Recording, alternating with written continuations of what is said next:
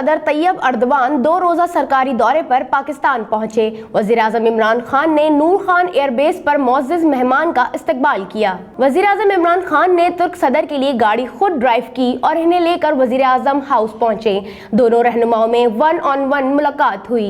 آج پارلیمنٹ کے مشترکہ اجلاس میں ترک صدر طیب اردوان نے شرکت کی۔ ترک صدر نے کہا کہ ترک اور پاکستان تعلقات سب کے لیے قابل رشک ہے۔ پاکستان اور ترکی کی مشترکہ مذہب، ثقافت اور اقدار کے حامل ہے۔ کشمیر ہمارے لیے وہی ہے جو آپ کے لیے ہے۔ پارلیمنٹ کے مشترکہ اجلاس سے ترک صدر رجب طیب اردوان نے خطاب کرتے ہوئے کہا کہ محترم ایوان کو سلام پیش کرتا ہوں۔ مشترکہ اجلاس سے خطاب باعث فخر ہے، خود کو اپنے گھر میں محسوس کرتے ہیں۔ انہوں نے کہا کہ تحریک آزادی میں برصغیر کے مسلمانوں کا جذبہ ناقابل فراموش ہے۔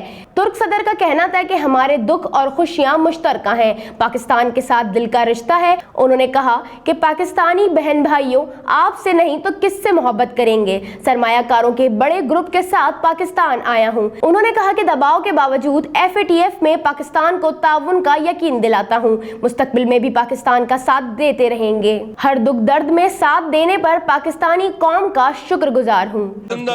Ekmeğinden artırarak gönderdiği yardımları hiçbir zaman unutmadık ve unutmayacağız. İşte şimdi de bizim için Keşmir odur olacak. Keşmir भी हमारे लिए वही है जो आपके लिए था।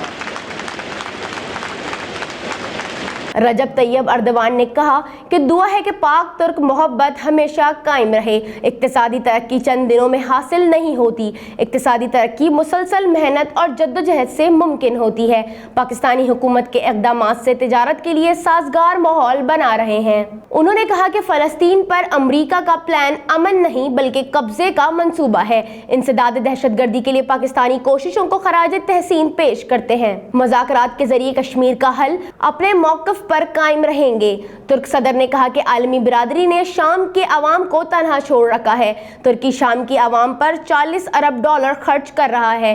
مظلوم مسلمانوں کو جابرانہ حملوں سے بچانا مقصد ہے۔ مظلوم مسلمانوں کا ساتھ دینا ہمارا مذہبی اور اخلاقی فرض ہے۔ ترک قوم 35 سال سے علیحدگی پسند تنظیموں سے نبرد آزما ہے۔ ترک صدر نے اپنے خطاب میں مرزا غالب، حفیظ جھالندری اور علامہ اقبال کے اشعار کا بھی حوالہ دیا اور قائد اعظم کے افکار کا بھی ذکر کیا۔ بعد ازاں ترک صدر نے مہمانوں کی کتاب میں اپنے تاثرات بھی قلم بند کیے۔ رجب طیب اردوان جب پارلیمنٹ ہاؤس پہنچے تو وزیر اعظم عمران خان نے ان کو خوش آمدید کہا۔ پارلیمنٹ ہاؤس میں ترک صدر کی تصویریں بھی آویزاں کی گئی تھیں۔ پارلیمنٹ کے مشترکہ اجلاس سے خطاب کے بعد معزز مہمان نے صدر مملکت عارف علوی کے ہمراہ ایوان صدر میں نماز جمعہ ادا کی۔ اس موقع پر وفاقی وزراء اور ترک کابینہ کے اراکین بھی موجود تھے۔ نماز جمعہ کی ادائیگی کے بعد مسلم امہ کو درپیش چیلنجز، مسئلہ کشمیر اور ترکی اور پاکستان کی ترقی اور استحکام کے لیے دعائیں بھی مانگی گئیں۔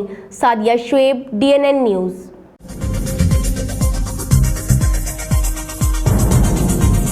نیوز سے اپ ڈیٹ رہنے کے لیے ہمارے چینل کو سبسکرائب کریں اور بیل آئیکن پر کلک کریں۔